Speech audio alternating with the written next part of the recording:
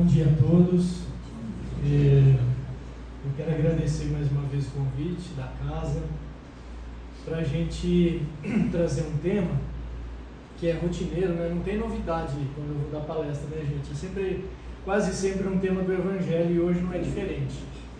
E o tema escolhido é o capítulo 7 do Evangelho segundo o Espiritismo, que é Bem-aventurados os pobres de espírito. E dentro das bem-aventuranças, que está lá no Sermão do Monte, no Sermão da Montanha, essa é a primeira das bem-aventuranças, né? Jesus inicia com ela. Então, bem-aventurados os pobres de espírito. Há traduções em que é bem-aventurados os pobres em espírito, e outras que são bem-aventurados os humildes de espírito. E é esse entendimento que Allan Kardec veio nos trazer à luz de suas reflexões sobre o tema, que é o que a gente vai utilizar como base. E mais uma vez Jesus nos ensinando várias coisas, né? Então, às vezes Jesus parece enigmático, ou ele está sempre nos fazendo, na verdade, né, um convite. É um convite a esse olhar para dentro de nós mesmos, né? Então, digo que Jesus é uma terapia, assim, ad eterno, né? Para a eternidade. Por quê? Porque os ensinamentos dele são ensinamentos atemporais. E por que são atemporais? Se a gente considerar uma explicação de Emmanuel diz que os ensinamentos do Cristo são ensinamentos universais dentro da pluralidade dos mundos, acreditando ou não em outros mundos, habitados ou não por espíritos, né? Mas é desta forma. Então, que ele diz que esses ensinamentos que o Cristo nos trouxe no seu Evangelho, eles regem o universo, eles estão... Então, independente do tipo de raça que a gente seja ou não, isso faz parte da comunidade grande da qual nós pertencemos, que é a humanidade. E, portanto, é atemporal, né? Por isso Jesus é tão atual e permanecerá atual. É inevitável. Quando a gente começa a ler o Evangelho, a gente percebe isso. E as máximas dele são todas para a nossa vida.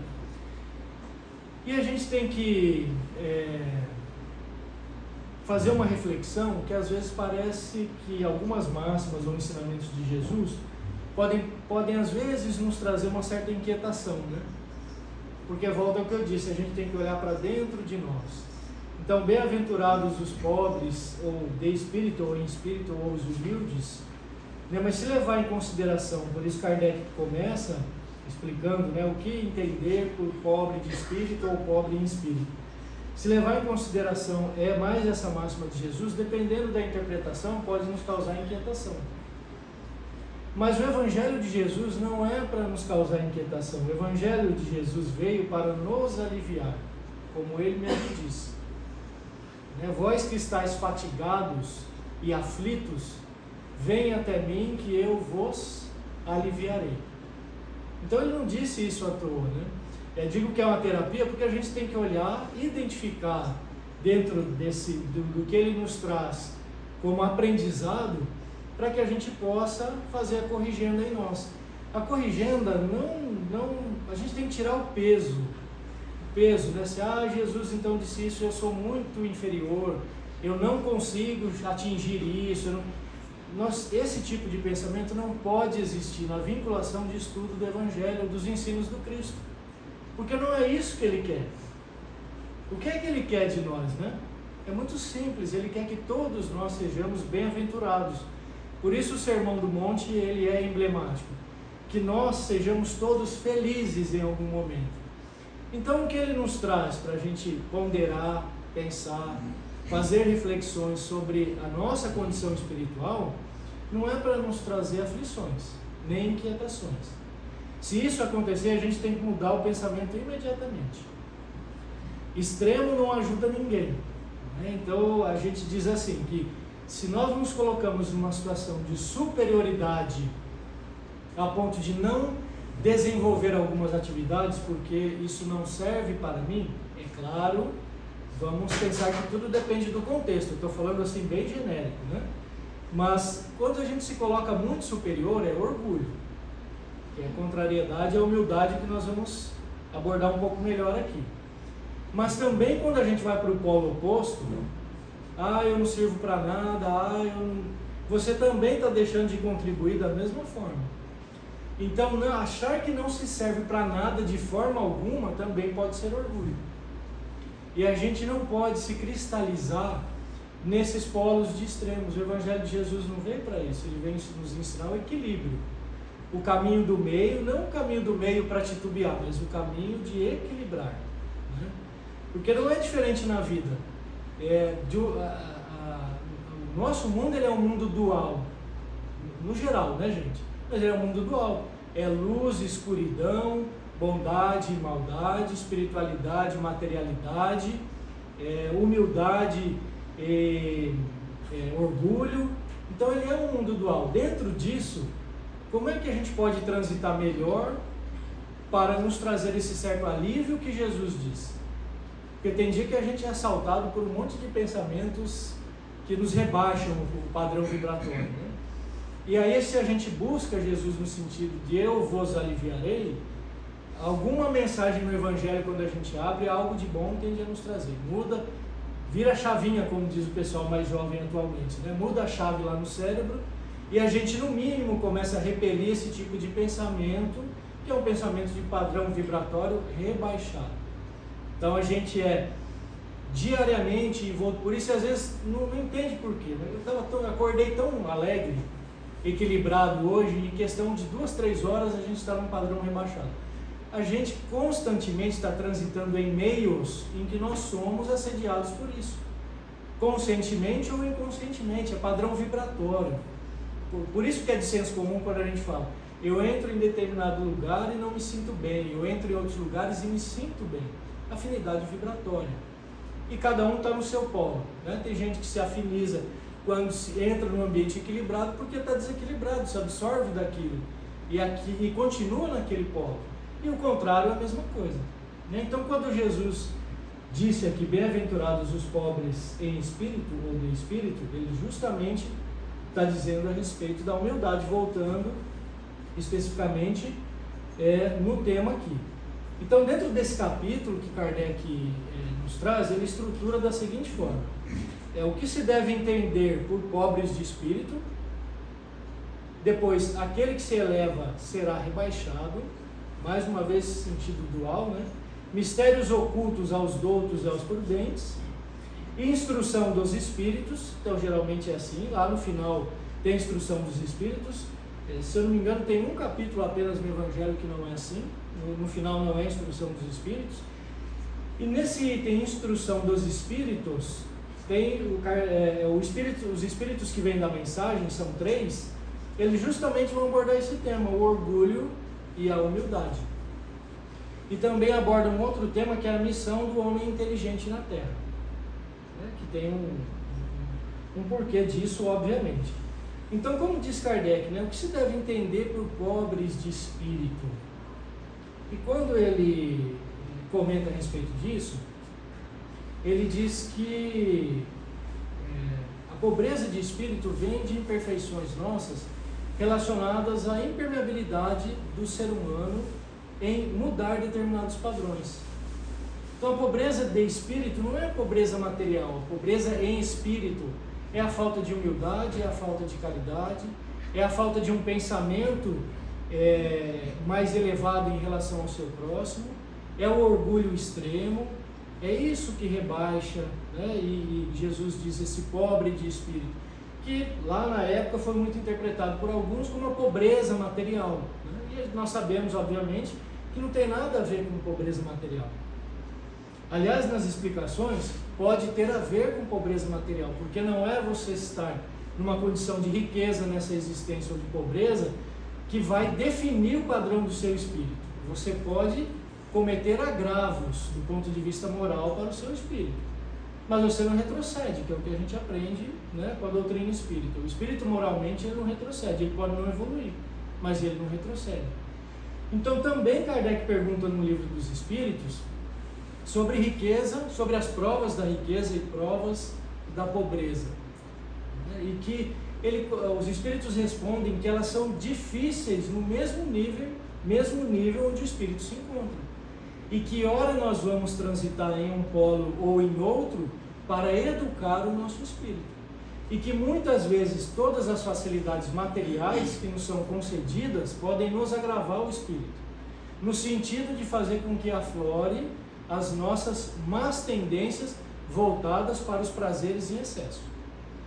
Então, nós não conseguimos identificar às vezes, né, por que determinadas dificuldades em qualquer campo, mas nós espíritas já temos esse entendimento, né, que vem junto com o Evangelho de Jesus, como eu disse lá no começo, que não é para nos causar aflições, é para ir nos dando esse entendimento de que nós temos resgates a fazer.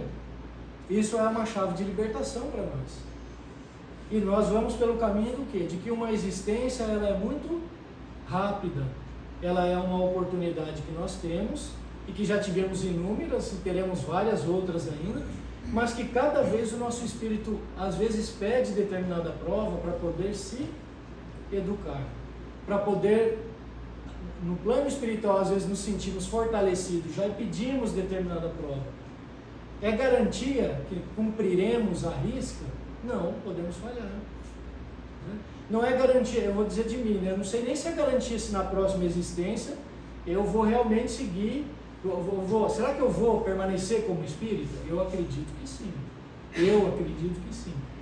Mas às vezes a gente vem numa condição que pode nos desvirtuar. Vem com uma prova, por exemplo, de extrema riqueza, que de repente eu posso me tornar mais materializado, no aspecto de convivência, mais embrutecido. São reflexões que a gente faz, né, nesse sentido.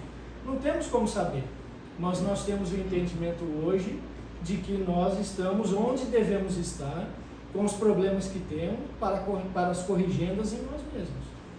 Então, quem é esse pobre de espírito nesse sentido, né? É aquele que se faz humilde perante Deus. E aí, humildade, né? O que é humildade? Isso é outra pergunta que eu deixo, porque acho algo muito difícil, né? Dizem alguns filósofos que a gente diz assim: eu sou uma pessoa humilde. Se você fala assim, você já não está sendo. Não sei se é verdade ou não, né?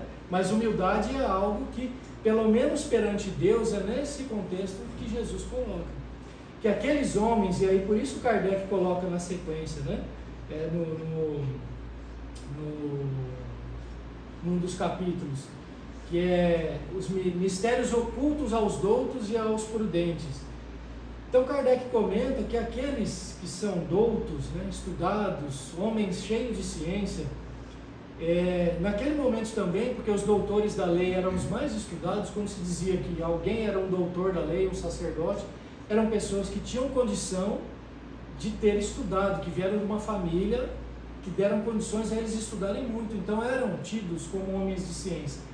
E que esses não têm essa humildade, no sentido da pobreza do espírito nesse sentido.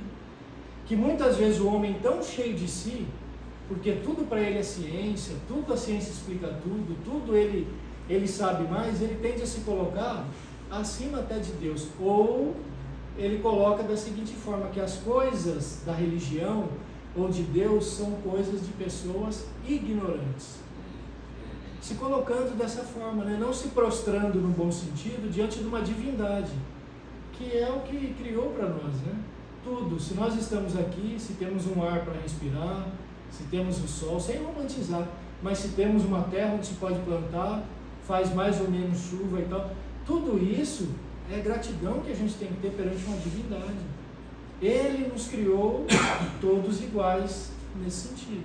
Por isso Kardec, muito inteligentemente, na primeira pergunta, aqui é Deus no Livro dos Espíritos, e não quem é. Porque Deus realmente não é ninguém, ainda mais de uma forma antropomórfica, como a gente veio imaginando ao longo dos séculos, né?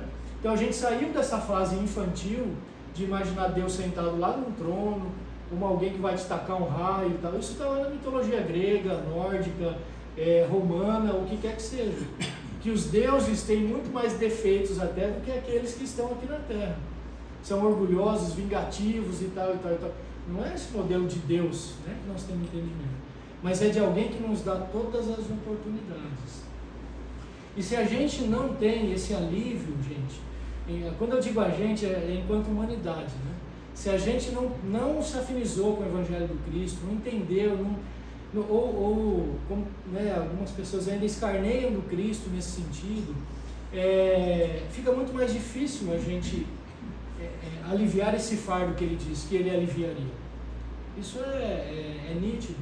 Então, perante os nossos problemas, né, dentro dessa humildade que se está falando aqui, em ser pobre, em humilde em espírito, é aceitar isso, né, que eu tenho algo maior do qual eu estou aqui para contribuir de alguma forma, porque nós estamos aqui para contribuir de alguma forma, né? Jesus é tão bom que ele diz que nenhuma ovelha se perderá ou se perderia, né? Então de nós é esperado que de alguma forma nós contribuamos. E aí nós voltamos naquilo, eu sou cheio de defeito, então eu vou me isolar de tudo, não. Muito pelo contrário, com todo defeito que a gente ainda tem condição de contribuir minimamente onde nós estivermos. Então a gente ter esse entendimento, sair um pouco da forma, né? Não ser tão preso à forma, arraigado à forma como os fariseus eram. E por isso a dificuldade enorme de entender Jesus, porque Jesus quebrava os protocolos, né? Ele quebrava o protocolo nesse sentido. Por que eu não posso sentar com aqueles que não têm qualquer título na sociedade? Ele era recriminado, eram os que ele buscava, né? Porque ele veio para os cegos, pobres, estrupiados, leprosos, como ele mesmo dizia, criminosos. Mas vejam a diferença, Jesus acolhia, transitava no meio desses indivíduos, mas ele jamais disse, eu carregarei tua cruz. Ele ensinava. Então aquele que quer me seguir, despoje-se de tudo que tem e venha. Que tem uma passagem, uma parábola que eu não lembro qual é, acho que no Evangelho de Mateus, em que é a passagem que vem falar justamente também da pobreza de espírito, né? Que é um judeu, se eu não me engano, que é um homem de muitas posses, também letrado e tal, e chega e fala, bom mestre, o que devo fazer para ter a vida eterna? Olha a resposta de Jesus. Por que dizes que sou bom? Bom é só o Pai. Aí falou assim, então se Jesus não é bom, eu vou me sentir o quê? A bactéria do... né?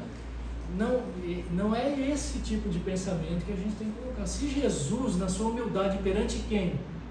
A divindade, perante Deus, Ele que nós temos informações, que conversa direto com Deus, é espírito desta alta cúpula, porque já atingiu esses recursos na sua evolução. Se Ele consegue dizer isso, bom é só o Pai, por que me chamas de bom? É o que para nós? Não é para desanimar. Isso para nós é incentivo para a gente falar, é esse aí que eu tenho que seguir.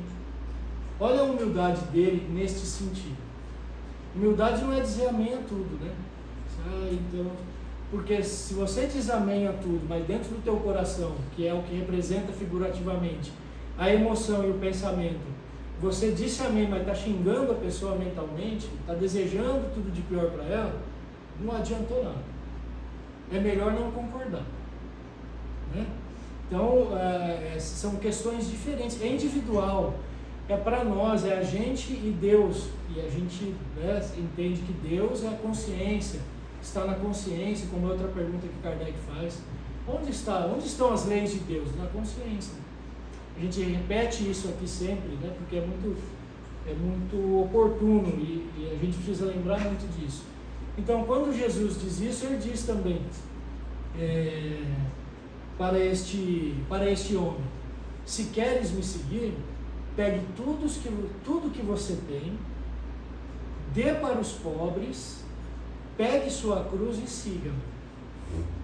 Então sempre Jesus fazendo essa alusão, pegue a sua cruz e siga-me. Ou seja, nós precisamos fazer a nossa parte dentro dessa humildade. O começo disso é reconhecendo Deus. Depois se afinizando a tudo que é de bom, incluindo, obviamente, um farol nas nossas vidas, que é o Evangelho de Jesus. A partir daí, a gente tem condições, né, de trazer algo de bom para nós, e fazendo essa corrigenda em nós, automaticamente isso vai se espraiando, isso reflete no ambiente onde a gente está. Então, embora a gente ainda tenha uma ânsia, né, e fala disso nas bem-aventuranças, mas a gente tem uma ânsia de uma transformação coletiva muito rápida. A transformação coletiva, ela não acontecerá se não houver transformação individual. E a transformação individual vai muitas vezes fazer com que nós temos que utilizar desta humildade para conosco, para com o próximo. Mas a primeira caridade é conosco, né? Então, quando a gente também se martiriza muito no bom sentido, e a gente só olha para os nossos defeitos, isso também não é bom. A gente tem que olhar para os defeitos como algo que a gente está a caminho. Não é assim? Erramos, vamos errar novamente, estou trabalhando para não errar de novo. Tenho plena convicção de que não errarei? Não sei, estou falando de mim. Eu não sei. E quando a gente fala disso, dessas mudanças no espírito, nós temos dois exemplos altamente emblemáticos, segundo Emmanuel. Um deles é Maria de Magdala, Maria Madalena, e o outro é Saulo de Tarso, que se tornou o apóstolo Paulo, Paulo de Tarso. Emblemáticos. E Emmanuel, ele é tão reflexivo nesse sentido, que ele diz que Madalena ainda é maior que Saulo. Nossa, o que você está falando? Não estou falando mal de Saulo, não, pelo amor de Deus, quem sou eu perto dele? Mas um dia chegaremos lá. Mas o que é que ele está dizendo? Que é o que diz aqui, ó, que tem a ver um pouco com a parábola das bodas também. Se eu me perder aqui, a gente comenta rapidamente. Mas o que é que ele diz? O Emmanuel quer dizer com isso? Para Maria de Magdala, por que Jesus? Vamos começar, né? Ele traz esse exemplo do porquê Jesus apareceu primeiro para Maria, dentre todos os apóstolos. Por que Jesus apareceu primeiro para ela? E aí ele nos esclarece, né? Que Jesus apareceu primeiro para Maria, porque Maria foi o espírito que, quando tocado pelos seus ensinamentos, teve que fazer o maior esforço possível para deixar as suas más tendências ou suas paixões do mundo. Então a transformação nela foi algo imenso, um esforço enorme que ela precisou fazer. E Saulo? Saulo também, sem dúvida alguma. Mas Saulo tinha uma base super importante que fez o vínculo dele total com a religião. Por isso religião, uma das interpretações da palavra é religare, é religar, nos religar a algo. Por isso religião, né? Então, Saulo tinha todo o Velho Testamento, todas as leis mosaicas. Ele era um doutor da lei nisso. Então, ele já adorava algo que era superior em Deus. Ele já acreditava nisso. Ele era um homem que, embora enérgico, ele era um homem que ele tinha essa base da afinidade com Deus. Não era Jesus, como dizer, esse carpinteiro que sempre aparece na minha vida para causar aflições. Que aí a gente já fala disso também, né? Mas Maria de Magdala não. Então, mas a transformação dela no contato com Jesus foi uma coisa monumental, né, segundo Emmanuel. Então daí a diferença nesse sentido de Jesus ter aparecido primeiro para ela. Outra lição dele, porque os discípulos inicialmente não acreditaram nela, né? Pedro ficou assim exasperado. Você é uma mentirosa. Como é que você vem falar para nós que o mestre apareceu para você primeiro? Pedro não acreditou nela, ele reprimiu inclusive, quis expulsá-la do grupo. E ela dizia, mas isso é verdade, como é que eu vou faltar com a verdade? Estou simplesmente dizendo a verdade. E depois Pedro entende completamente isso. Entende, e aí ele passa a ser eles passam a se tornar amigos ao longo do tempo, aliados os dois, né? Porque ele entende, ele ainda tinha dificuldade daquela mulher, primeiro por ser mulher naquele contexto, segundo por ser uma mulher com o histórico dela, e assim por diante. Então, veja que a humildade, quando a gente diz, né, será que eu estou sendo humilde? Quantas são coisas ainda que nós precisamos ir retirando, fazendo essa limpeza, né? Como diz o homem rico, o que preciso fazer? Jesus falou para ele, olha, entregue tudo que você tem, dê tudo para os pobres, pegue sua cruz e siga-me. E ele vai embora cabisbaixo. Embora ele adorasse o mestre, ele não consegue fazer isso nessa história. Ele vai embora cabisbaixo, e aí na conversação com os discípulos, né, Jesus comenta como é difícil a gente se desfazer das coisas que nós ainda estamos apegados, para seguir o Mestre realmente. Mas há uma outra reflexão, nós temos responsabilidades. Ou qualquer um aqui pode abandonar a família e falar, tchau, estou indo, vou viver. Pode, Buda fez isso. Né? Pode. Então, o livre-arbítrio para nós, Buda fez isso, a ponto de quase morrer de várias vezes fazer um jejum tão prolongado para sair do material, até que ele entendeu o quê? Não é o caminho. Eu estou indo para o extremo, não é o caminho. Volta, o caminho é o caminho do equilíbrio. É o caminho do meio. E nunca mais ele fez jejum a ponto de quase morrer. Então essa transformação, né, por que a gente fala desse? Gente, falo de mim, né, é tanta necessidade que a gente tem de ter instruções desses espíritos mais elevados na nossa vida, tanta necessidade, que quando a gente começa a se afinizar com o Evangelho de Jesus, é realmente um fardo que começa a se tornar mais leve. Realmente é um fardo que se torna mais leve. Né? E a gente tem que levar isso com leveza, vamos dizer assim. Né? O que ele vem nos ensinar, quando ele fala, não é o que macula o homem, o que entra pela boca, mais uma condição dos fariseus. Mas o Senhor come sem lavar as mãos. Né? E ele fala, não é o que está no exterior do prato e do copo que macula o homem, não é o que está entrando pela boca dele, e sim o que sai do coração. Porque no sentido figurado, o que sai do coração é o sentimento. Então, o que sai da boca é que macula, né? Também a interpretação não pode ser extrema. Então, eu posso ter uma alimentação toda desregrada. Não, eu vou atenuar meu tempo aqui na Terra. Porque eu vou utilizar meu fluido vital para sempre trabalhar no sentido de depurar isso até uma hora que eu vou ter problemas orgânicos. Então, é sempre o caminho do meio. Nesse sentido, a gente tentar fazer a interpretação, né? E a gente não se anular. Não pode se anular nesse sentido. Ainda sou pobre de espírito, mas olha quanta coisa eu estou aprendendo, né? Olha quanta coisa no Evangelho desse homem que só veio falar de amor, de paz, de equilíbrio, de ser melhor. E no entanto ele foi crucificado, claro, porque no contexto, olha com quanto orgulho ele mexeu. Aqui não é para falar da perda do orgulho, não é para falar da humildade. Jesus mexeu com as pessoas mais orgulhosas naquele momento. Império Romano e Sinédrio. Então, a mensagem dele, mais uma vez, através do seu exemplo, é para a gente pensar. Eu estou colocando a mão num vespeiro, né? Mas Jesus atacou alguém para fazer isso? Não, esse homem diz que o que tem no registro do Evangelho não chega nem perto do que ele fez de cura. Dizem que é uma coisa, é ínfimo o que tem no registro, porque ele mesmo não registrou nada, né? Ele escreveu uma outra coisa só. Ele mesmo não registrou nada. E pensem que algumas coisas foram ser escritas anos depois do que tinha acontecido com ele, pelos apóstolos. Nem tudo foi escrito, está acontecendo, eu estou escrevendo. Não. Até porque não sabiam o desfecho, que ele iria morrer e tal, né? Nesse sentido. Então, por isso algumas coisas podem ter divergências um pouco do Evangelho para o outro. O que importa é isso? É o ser humano de novo deixando a humildade. Eu sou um estudioso, olha, eu encontrei uma falha aqui no Evangelho, de Mateus com o de João e tal. O que importa é isso? É de novo o farisaísmo. É de novo a gente entrando na forma, esquecendo da humildade e não tendo pobreza de espírito nesse sentido. O que importa é o que está sendo dito naquele trecho. É coerente? Tem a ver com os ensinamentos do Cristo de bondade? Tem.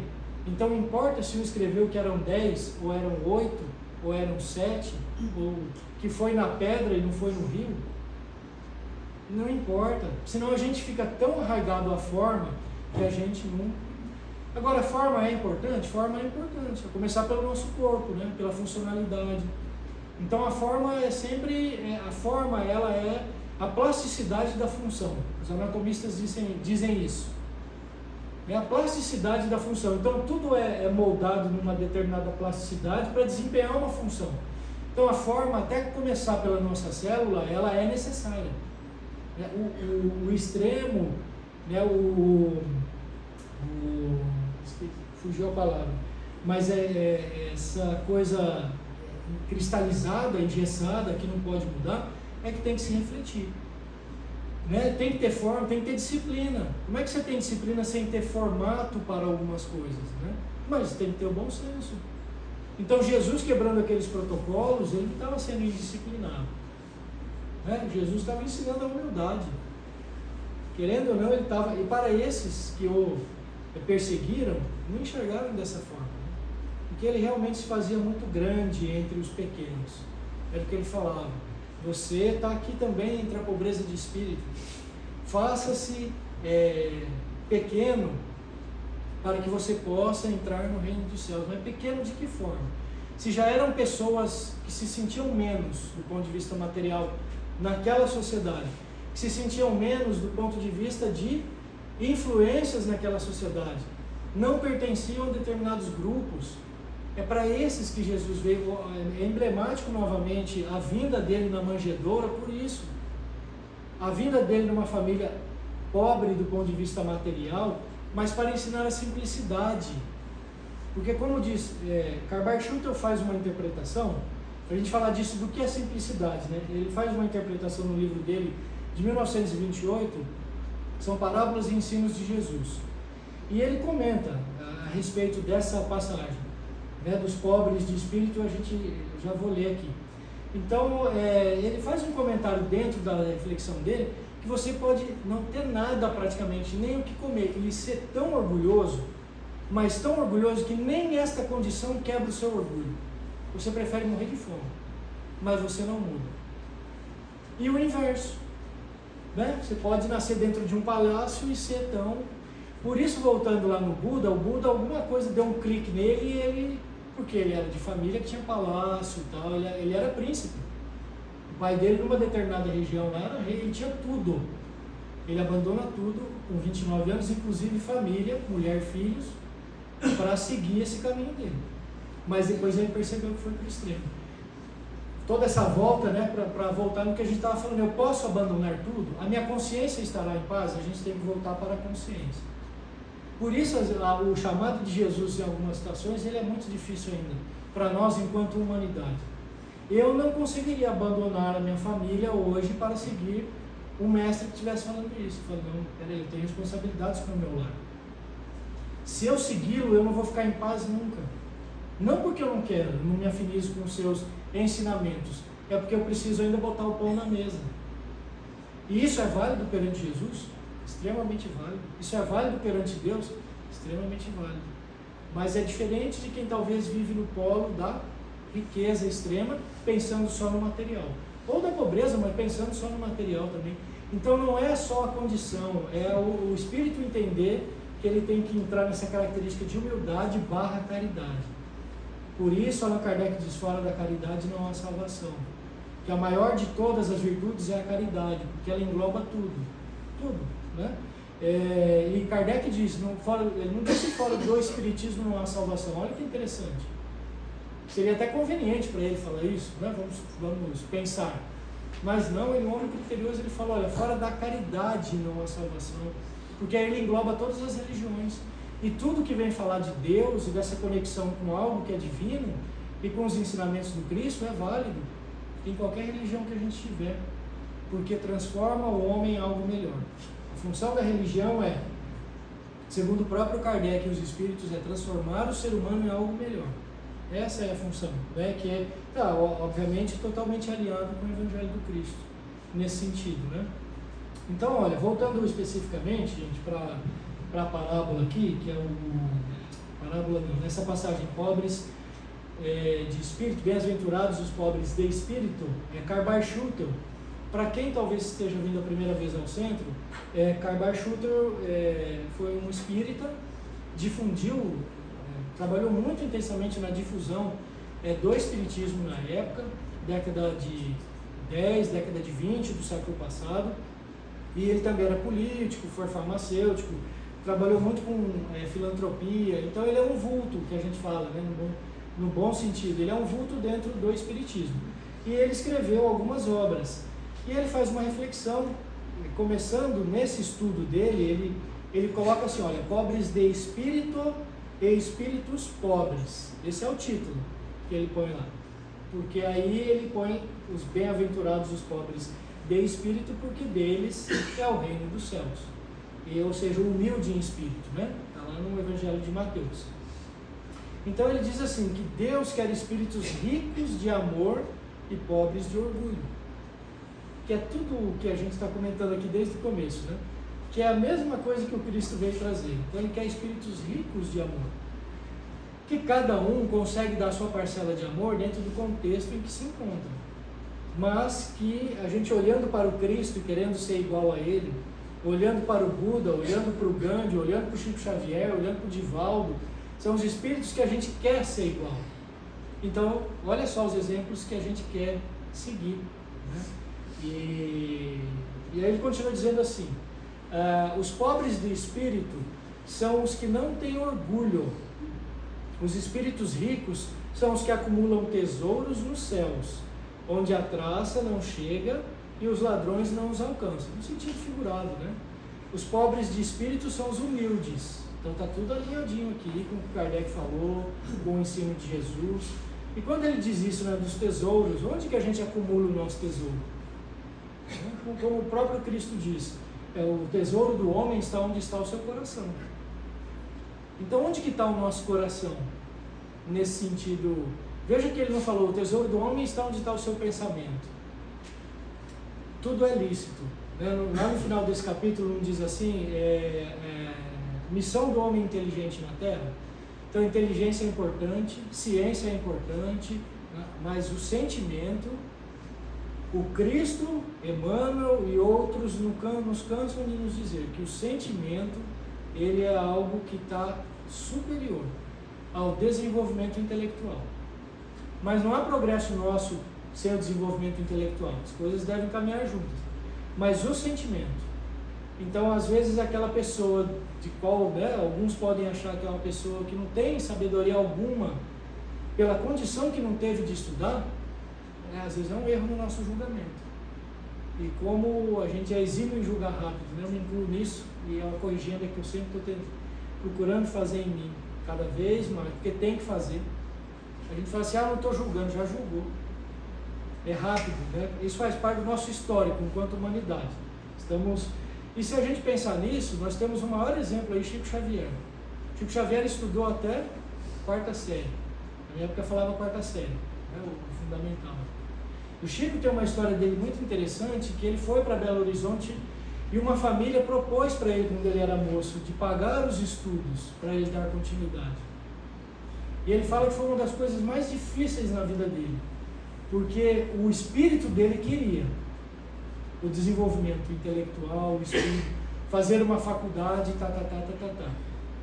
mas que ele fala que ele sentou e ele viu aquele filme assim, ó, do pai dele saindo para vender os bilhetes, sem um dinheiro certo no dia, ele com a responsabilidade que ele já tinha de trazer o dinheiro para casa para ajudar os irmãos mais novos a botar o sustento na mesa, e que ele fala que naquele momento o sonho dele de estudar mais ele teve que protelar, e que ele entrou de volta no ônibus, agradeceu a família que tinha oferecido e voltou para Pedro Leopoldo para cumprir a função dele como o irmão mais velho que tinha que ajudar no sustento da casa. Mas que ele fala, foi difícil para mim. E é nesse contexto que ele fala também do porquê que nessa encarnação o espírito dele veio com um bloqueio no intelectual. Porque ele prejudicou no passado uma coletividade. Ele veio então nesta com possibilidade de resgate por meio do amor, do desenvolvimento, não é? Então quando a gente lembra, no nosso sofrimento, pessoal, eu não sei vocês, vou falar de mim, mas no meu sofrimento, quando ele é extremo, eu não lembro do super cientista, não. Do super cérebro, né? Eu lembro desses aí, que acolheram aqueles frágeis, como eu também sou, nas minhas aflições, nos recônditos do meu pensamento, que só eu sei o que são. Eu lembro deles, eu lembro de Jesus, eu lembro do Chico. Por que as pessoas entravam? Meu pai visitou Chico Xavier 3 vezes quando era vivo. Falou que a primeira vez que ele entrou, por que era choro convulsivo, muitas vezes, ininterrupto? Porque você não sabe explicar.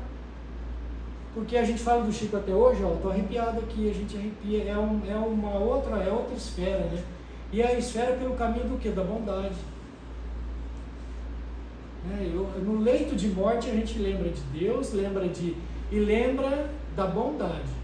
Você, nossa, aquele cara lá inventou a bomba atômica, o Oppenheimer, por exemplo, e tal, super sério, né? A gente não lembra desses, não. A gente lembra da mãe, né? Quando a gente estava lá no hospital, ou a mesa do café que ela punha de manhã e acordar a gente na cama. A gente lembra do pai, a gente lembra do tio, a gente lembra da professora, a gente lembra do sentimento.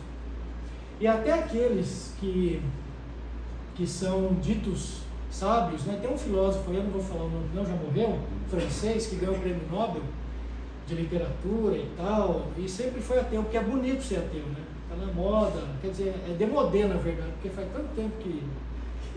Então era ateu. Qual foi a última palavra que ele falou no leito de morte dele, nos últimos estertores? Ó Deus, chamou por Deus.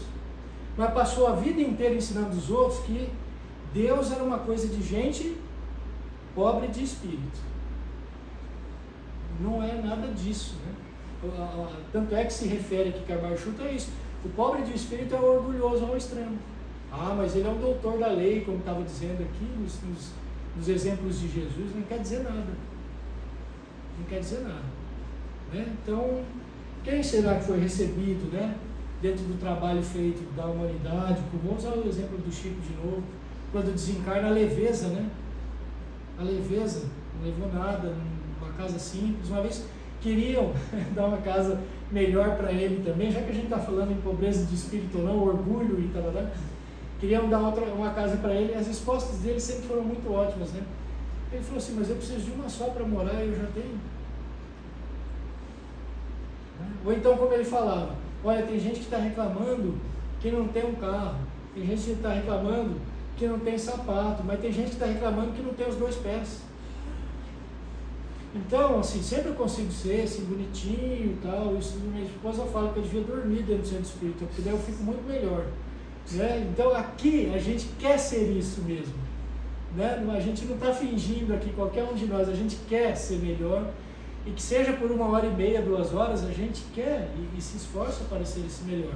Que aí o dia a dia vai nos atropelando, mas a gente mantém esse pensamento. Né? Então, voltando, tinha um monte de coisa aqui, mas voltando, né, nisso que era a proposta de hoje do tema, vamos pensar nisso no Evangelho de Jesus, que as máximas dele não vêm para cutucar a gente não, no mau sentido. Ó, como eu sou bom, você não é não, tal.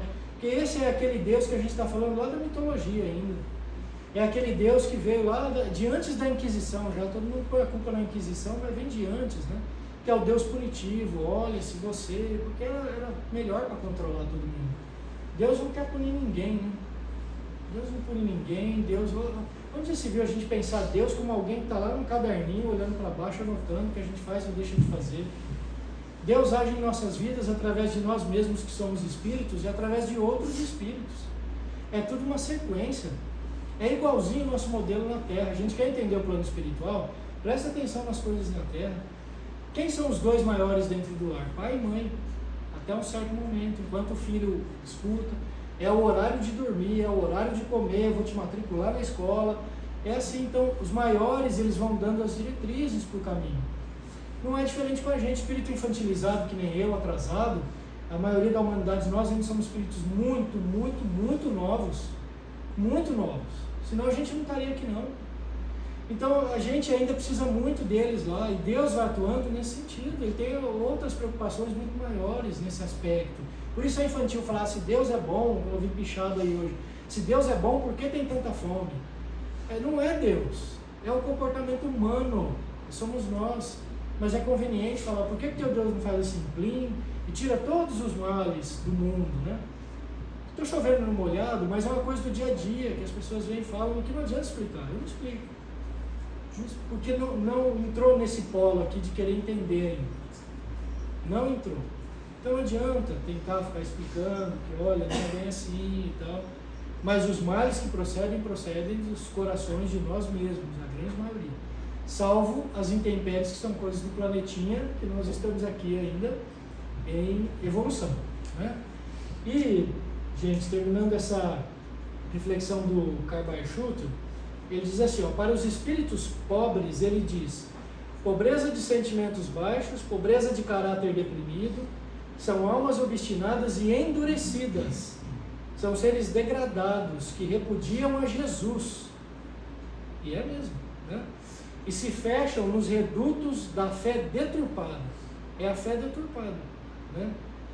Que em vez de esclarecer, obscurece, em vez de salvar, condena. Olha o Deus lá no trono condenando, né? A fé, ao invés de esclarecer, ela obscurece. Ó. Eu não tenho fé nessas coisas, nem vem falar de Jesus para mim, né? Então, assim, são coisas, e ele tem muita coisa, deu uma resumida, ele diz assim, o que nos dá o reino dos céus são os atos nobres, a caridade, o amor, a aquisição de conhecimentos que nos permitem ampliar os horizontes da vida. Então, adquirir conhecimento para ampliar o horizonte da vida. Tem conhecimento maior do que o Evangelho de Jesus? Qual o livro mais vendido na história da humanidade? O mais vendido? A Bíblia. É o livro mais vendido na história da humanidade. Ainda bem. Mas é a Igreja Católica querendo evangelizar todo mundo, olha as catequeses. Não, ainda bem, porque o Evangelho de Jesus está lá dentro. Então, é essa a reflexão que a gente tem. Não é separar. Porque não é o livro dos Espíritos, é a Bíblia. Então, não, é somatória. A pessoa abre a Bíblia e lê um versículo de uma passagem do Evangelho de Jesus, está humanizando, está afinizando, né? Então, a gente não pode separar, não. A gente tem que, dentro de um bom senso, lógico, tem que existir bom senso, mas a gente sempre tem que seguir o Mestre para aliviar o nosso fardo, né? E não o convite que ele vem fazer. Se eu me enxergar como pobre de espírito, tudo bem. Ele falou aqui, vamos entronizar isso, porque para mudança, primeiro eu preciso aceitar. Se eu não aceitar que eu sou, Jesus, eu não sou assim, porque eu sou muito humilde, né? Eu sou pobre de espírito ainda, eu preciso muito dele para ir melhorando. Mas aí aceitou, olha como fica mais leve, né? Então também vamos fazer um caderninho, uma lista dos meus defeitos e das coisas boas. Então no livro, para finalizar, no livro Jesus no Lar, o livro Jesus no Lar é da década de 40 ou 50, não vou lembrar, é pelo espírito Neio Lúcio, que é a psicografia de Chico Xavier. São 50 passagens de Jesus conversando com os discípulos, e cada passagem traz um ensinamento assim. Uma das passagens que eu não lembro agora o nome, mas é a passagem, não sei, alguns de vocês devem ter lido já, justamente do burrinho que carregava os medicamentos. Resumindo, é mais ou menos isso, faz um tempo que eu a li. E a pessoa que vendia esses medicamentos ia passando de vilarejo em vilarejo, dependia desse burrinho para levar dos dois lados o cesto cheio de medicações e tal, que eram ervas, óleos, uma série de coisas naquele período, né? E resumindo, gente, se eu não me engano, o dono do burrinho, ele estava pensando em desistir até do trabalho dele. Porque o burro era muito difícil, porque tinha dia que ele não queria ir, porque colocava ele no estábulo com os outros, e ele mordia os outros burros, dava coice, ele era terrível, dependendo do dia.